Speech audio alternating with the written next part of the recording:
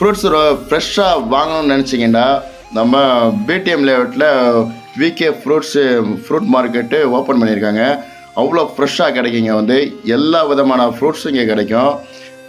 மங்குஸ்தானு, ரங்குட்டானு, ஸ்ட்ராபெரியிலேருந்து எல்லா ஃப்ரூட்ஸும் வந்து விலை ரொம்ப சீப் அண்ட் பெஸ்ட்டில் கொடுக்குறாங்க.